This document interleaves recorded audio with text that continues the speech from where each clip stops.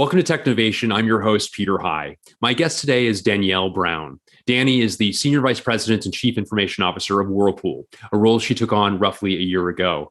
In her role, she's breathing life into all the major strategic imperatives of the company while modernizing the way in which the IT team works. She's also a female executive of color, and I look forward to getting her perspectives on her rise to her post. She's also a board-level CIO, and I look forward to hearing from her about the pathway she took to this exclusive group of CIOs who've joined boards, along with suggestions she might offer to others who would wish to follow her lead. Danny Brown, welcome to Technovation. It's wonderful to speak with you today. Thank you, Peter. Thanks for having me. It's a pleasure. Danny, I thought we would begin with your role. You are the Chief Information Officer of Whirlpool. Maybe you could take a quick moment and provide a bit of background as to your purview as Chief Information Officer. Sure, would love to. I do always like to start with the bigger picture, though, if you will. So for me here at Whirlpool, and for all of us at Whirlpool, our North Star, what we start with, includes our strategic imperatives for our company. And those strategic imperatives include delivering product leadership. We are known as an innovation company. And under product leadership, that includes delivering modern technology that supports things such as the digital twin or the threat of our digital products. So that's imperative number one, deliver product leadership. Second imperative for us as a company is redefining what a product is. And when you think about what that entails, it includes new digital services and new digital products that we can offer to our customers. The third imperative for us is winning that digital consumer journey. And that's all about how we engage with the consumer end to end, from the time we first engage with them all the way through support and maintain. And if you think about that imperative, technology is required to support that, and data is threaded all throughout that imperative as well. And then lastly for us is reinvent the value chain. It includes numerous items, but it especially includes having end-to-end supply chain visibility, as well as things such as manufacturing 4.0 at industry and innovation within the manufacturing space. And so for us, our remit is really driving those four strategic imperatives. And so you bring that down to a CIO's role, and really I could not be in a better space than a company that has strategically put technology at the forefront of our company. That's very exciting, Danny, just as you say, and so good of you to not only articulate the imperatives, but also some of technology, IT's contribution to it. And as you say, having gotten to know so many CIOs, sometimes they feel lucky if, 10% or 20% of the corporate objectives have a technology thread pulled through them. Very exciting that all of them have very significant mandates that you're helping to drive. Talk a bit about that from a bird's eye view, if you will, the process of working with your colleagues outside of IT in partnering with them on developing some of the aspects of what you described as IT's involvement or role in bringing those imperatives to life.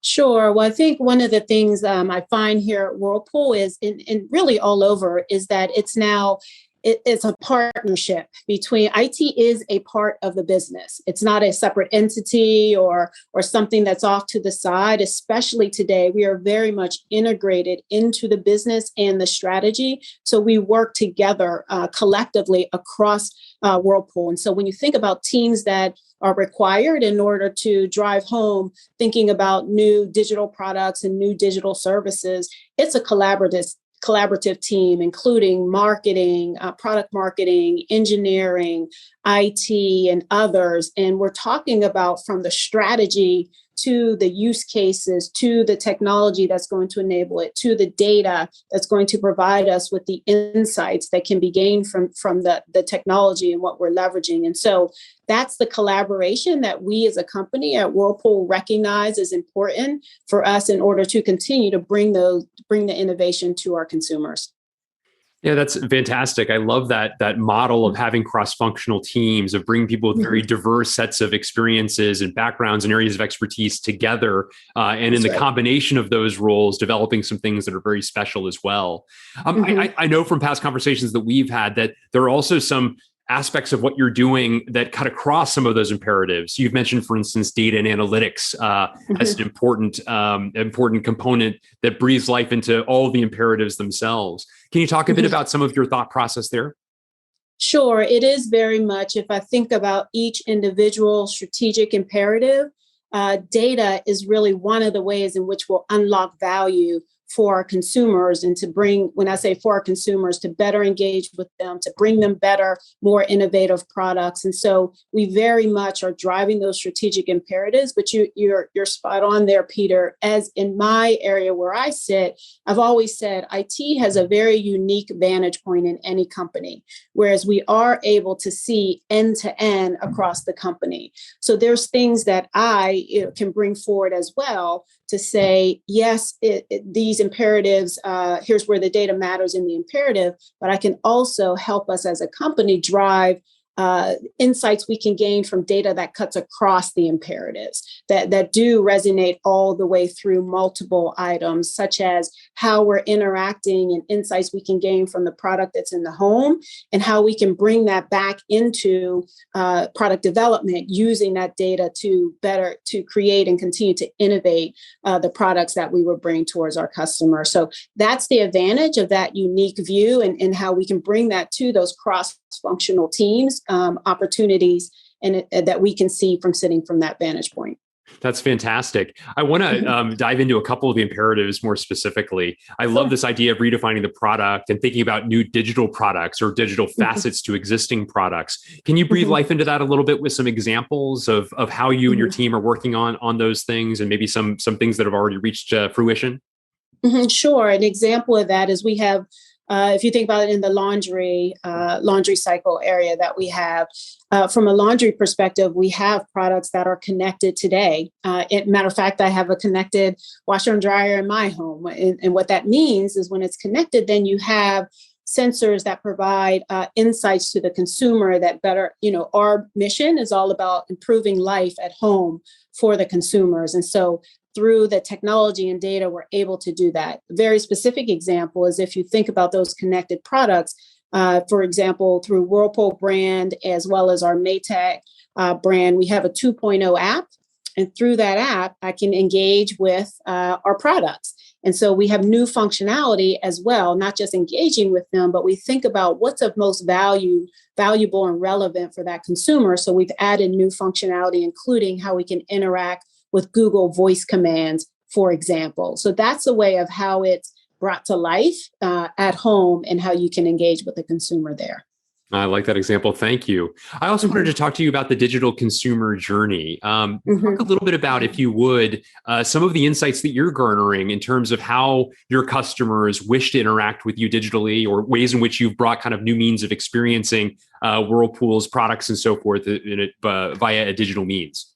Sure. I think numerous companies across the globe have, we were headed down this journey, but with the onset of the pandemic, of course, many consumers were driven more to online, and we felt that as well. And it continued. We then continued to improve that online experience. And what I mean from that is when you think about the end-to-end journey, digital journey, it really goes all the way from pre-purchase part of the process, where you're engaging and consumers are thinking about that initial consideration of purchasing your product. So how you use technology to better engage with them, better showcase your products, and how it can be utilized in the home, to the purchase part of the process. So making it very easy for the consumer to purchase your product online or through other channels. And then thinking about that post-purchase part of the process. So how you will continue to engage with them. That's where the digital products and services come into play. How you will continue to engage with them during that post-purchase part of the process. And then how you support and maintain the relationship with that consumer. How you perform and engage and interact, how effective and efficient that journey is, will depend upon whether or not they're repeat customers. And so, of course, we want to continue to support our consumers in a holistic way, always driving to maintain, they're working with us and wanting our products. Very interesting. Yours is a large, complex organization, of course, that's been around for some time. And you, like other technology leaders, need to be mindful of how are you modernizing your tech practices and even the specific technology that you are putting in place to bring to life all you've already described. Talk a little bit about how you think about maintaining a modern a technology footprint and set of practices to make sure that you're building an IT department for the future, as opposed to one that's resting on the laurels of its past accomplishments, so to say. Sure. And I will put it in the context of business enablement. And so starting from that context, at Whirlpool, we are on a journey of digital transformation. And I know that's an overused word, so let me explain what that means to us. When we say digital transformation of our business, it is moving things, for instance, delivering key business systems like SAP in the cloud, and ensuring and leveraging cloud analytics, so that we can get more leverage across the globe of data, so it's more accessible. So, and those things then bring the efficiencies, of course, because you're leveraging modern technology, but it also has that effectiveness. Again, now that you have, the modern platforms like SAP in the cloud, you're gaining, you can increase your functionality that you're able to deliver in a more expedient way from it being on a solid platform. You are able to leverage data, not just in function silos, but across multiple functions within the business, across regions, even in a more easy and accessible way. And so it's things like that while we are also enabling winning that digital consumer journey, at the same time, we are also driving effectiveness and efficiency internally within the company. And I know an implied area of focus for the team through all the things that you talked about is a focus on cybersecurity as well. Talk a bit about the way in which you think about that and baking in the practices associated with that in all that you've talked about. Sure. I think that number one, again, start with the big picture. You just have to, read any online article or any article, and it's a war out there as it relates to cyber and the attacks that companies are under. And so we're no different from that regards, and we continue to do the right practices and right things to protect our consumer data and our Whirlpool data as well. And so while we fight that battle, we have to also think about the landscape is going to continue to grow and continue to change. And so what we do internally is we don't think about security or privacy as an afterthought. It is something that we build into any new innovation or build into new products, design, or services. And so when you get in from the front, it means that you think about it all throughout your product, any digital product or service, the entire life cycle. So the protection is built in from the beginning. Now, we're in a world that's continuously evolving, and we have to continue to stay diligent in those areas. But it's all about ensuring that we maintain credibility and trust with our consumers. Danny, I'd love to also talk to you a bit about the fact that not only are you a woman who is a CIO, still a relatively small, though growing club, you're also a woman of color, a smaller club that you have joined, and I would say are on the leading edge of hopefully creating a bigger club that's established behind you. Talk a bit about your pathway to leadership, given those two factors, and the fact that, when you were coming up as a computer scientist, both, at university, but also early in your career, there weren't a lot of people who looked like you, who were, in the rungs above you in the ladder to necessarily follow. Talk a bit about some of those insights and what you see in terms of the future of both leaders who are women and also leaders who are women of color. Sure. If I go back, and I'll take it, I'll date myself here, back to the 90s, if you will, but seems like ancient years ago. But anyway, back in the 90s, a different millennium. I know, hated to even say it, but at that time I was only one of two, literally, in African American women in the computer science program in the entire university. but I've always been the type and had the mindset, I used to talk about, I never allowed anyone to put me in a box or paint a box for me, meaning that it did not bother me that I was one of two African-American women. Actually, I did not, I noticed it, but that was never my focus. It was, this is what I want to do, and I'm going to do it. Right. And so as I coach and counsel younger women, coming up, I always tell them, because unfortunately, you're right. It's still a small subset today.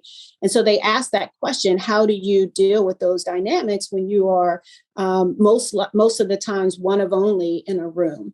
And similar to how I dealt with it then back in college, same way I deal with it now. I don't worry about who's to the left or right of me, right? It's about you making your mark, you growing, you helping companies, organizations advance the agenda, and you continuously developing and getting better. So my advice is always, and my mindset is, I don't worry about, what box others may want to paint me, put me in, or paint, put a box around the boundaries of what I can do.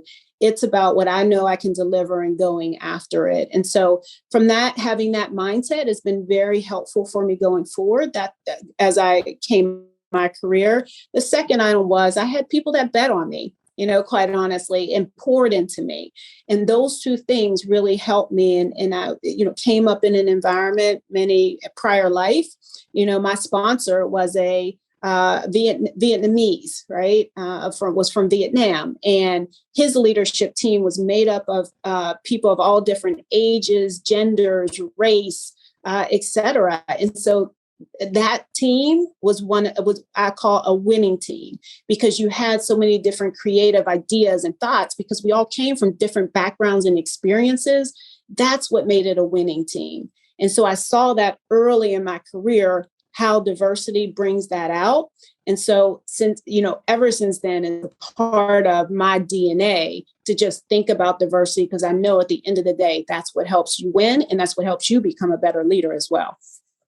Great insights. Thank you so much for sharing those, Danny. There's another club that you've joined that is small but growing, and that is CIOs who are members of boards. You're on the board of PRA Group, a publicly traded company on the NASDAQ. And I wonder if you could reflect a little bit about your journey towards board membership, with perhaps a few recommendations or thoughts for others who might wish to walk in your footsteps. Sure. I think that it's that journey towards board membership happened at the same time, because it wasn't originally in my, purview or thinking about that in the future, because the world has shifted. Where it now is in the, goals or career goals of people like myself, CIOs or technologists. And the reason what shifted, and the reason why it's now in our, career maps, if you will, is because you think about what's changed. Cyber has changed, where cyber is now, boards are all about governance and risk and strategy in the future. Well, from a risk perspective, cyber, right, is one thing that is at front and foremost for boards, because you have to think about the impact that can have on a company, and it's significant, right? And not at the management level, but at the higher level, and ensuring that companies are doing the right things in order to prepare and plan for the times when they are attacked. And then secondly is strategy. And similar to, as I mentioned with Whirlpool, you go through our 4 strategic imperatives, and they are all about data and technology is woven, and innovation is woven all throughout our imperatives. So boards want to ensure that as they think forward about their strategy and craft their strategy, that they are taking into account how technology now plays a strategic role to that company's future. So those things working in parallel with my continuing to grow and et cetera has really led the pathway, been blessed with that pathway or door opening for me to move into a board seat. That's fantastic. I'd also, Danny, as you look to the future, are there some trends that particularly excite you and making their way onto your roadmap? Sure, there's several, whether it's 5G or others that are out there. But I will say, of the list that you will, one of the things that I am most excited about is AI, artificial intelligence, and machine learning. And the reason why, because they're not new trends, right? They've been there for a while, but they are now evolving to where AI and ML is embedded into processes. And how that's different today. Yes, we leverage even today within Whirlpool AI and machine learning and have different models around that. However, when you embed it into processes, you're not dependent upon someone else outside of the process, gaining knowledge and insight and having to then get questions answered and then dig further and then dig further. It's embedded into your processes and it's doing it, while the processes are actually being activated or transactions are occurring. And so that is becoming more and more prevalent. And I've always been a data girl at heart because a long time ago, numerous moons ago, we were, thinking about big data at the time and the possibilities with that. Well, so much of that has come to fruition now. So I've known and been studying and learning and trying, how to gain value out of that. And now the technology has caught up with that. And now the we've gotten value from it. And now it's just a matter of harnessing the insights from that. So that's one of the areas that most excites me is AI and ML. Good choices, certainly. Well, Dani Brown, thank you so much for taking a little time with me to talk about your view of the future, some of the remarkable things that you and your team are working on, a bit about your own journey as well. It's been a great conversation all around. Sure. Thank you, Peter. Thanks for having me.